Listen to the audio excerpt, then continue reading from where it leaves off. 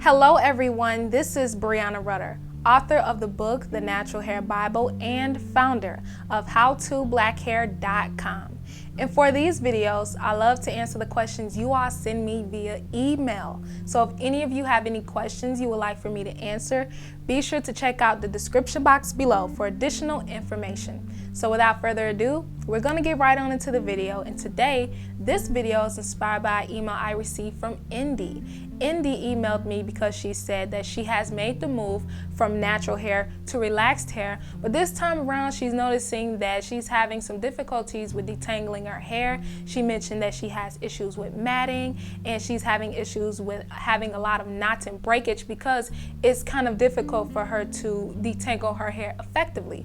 So she wants me to know if there's any tips that she needs to incorporate when detangling her hair, what she should do, or is all of this stuff just in her head. So no, it's not all in your head. You're noticing the things that you need to adjust, and that's why I'm here to give you the information that you need to help you with your hair. So I'm glad you sent me that email, and I'm going to give you 3 tips or reasons or pointers in a sense of what will gauge you as to how to make sure you're effectively detangling your relaxed hair.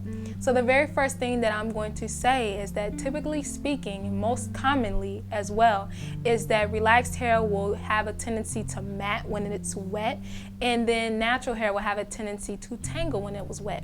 Now there's a difference between matting and tangling. When something gets tangled, it's pretty easy to get it separated apart. Just imagine if you have a lot of wires or cords and things tangled together, you can get it more unraveled. Now just imagine if you have a lot of tangles and cords that are all matted to each other.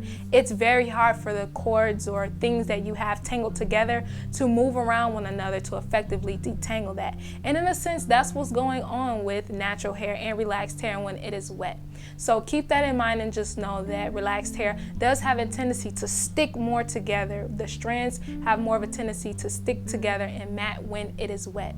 So that leads me to my second pointer, and that is it's best to detangle relaxed hair when it is dry, and it's better to detangle natural hair when it is wet.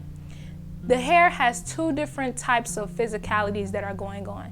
Natural hair and relaxed hair swells with water and expands in size when it is wet, so both of those things are common.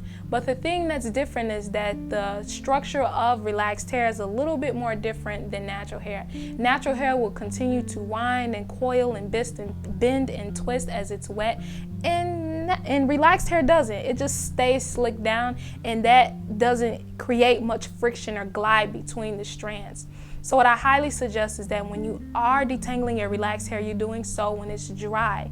Now, as you detangle through your straight ends of your relaxed hair and then you get to your new growth, at this point, you can add a little bit of water or a little bit of a slip agent like some oils or some conditioner to help you to finish detangling, or you can detangle with your comb if you don't have much new growth. So this depends on your type of hair. If you have anywhere between type 3 hair to type 2 hair, type 3 hair, or maybe like 4A or B hair, in that range, you will notice that you can get the comb through your hair a little bit more easier than it would be with something like 4C hair. In some cases, if you have 4C hair, you'll notice that even if you have just a little bit of new growth, you gotta fight through that new growth to get it detangled. So whichever situation applies, if you can get the comb through your dry hair, that's best, because relaxed hair is more stronger when it's dry than when it's wet. So what you want to do is use your comb and gently start at the ends and work your way up on dry hair to detangle it. And then proceed with the regular things that you do when you're washing. So if you braid your hair in sections or twist your hair in sections, or you just wash in sections with your hair being in duck bill clips, then do your normal routine. Just make sure you're detangling your relaxed hair that way. And then also a bonus that I want to add is that when you're detangling natural hair, you want to do so when it's wet and when it's slippery. Wet hair is more expanded and it has a lot more flexibility. So it's better to glide through curls that won't break at every enter of a comb when it's wet, and also when it has some type of slip on it, such as oils or conditioners on the hair. Putting something on the hair while it's wet as well will also elongate it. And the more you can have natural hair elongated, the easier it is to stop the ends from coiling around another and creating a lot of knots and tangles. And then my third thing that I'm gonna give, which you probably already know, but I have to address and put it out there is that please always detangle your hair with a wide tooth comb.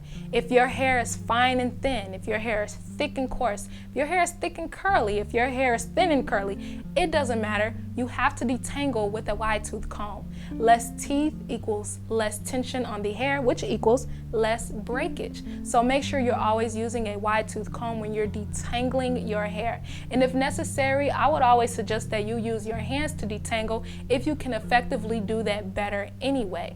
Because with your fingers, you can feel the knots a lot more faster and you can feel the size of the knots a lot better than putting a comb through your hair.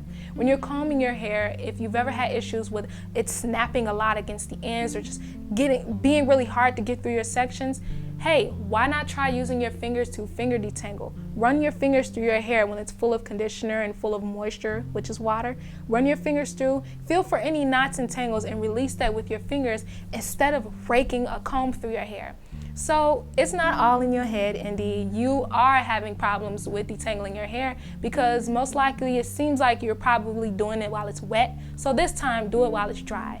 And to help soften your roots, if it's hard for you to get through dry roots, add a little bit of water and a little bit of oil or conditioner to help you to slide the comb through as well. So thank you for sending me that question. I hope that the question she sent is also helping all of you out there who have wondered as well, how's the best way to actually detangle relaxed hair and natural hair as well. So thanks again, and before any of you go, make sure to check out my description box to sign up for my email list because only there you will receive exclusive content. So until then, I will see you all in my very next video.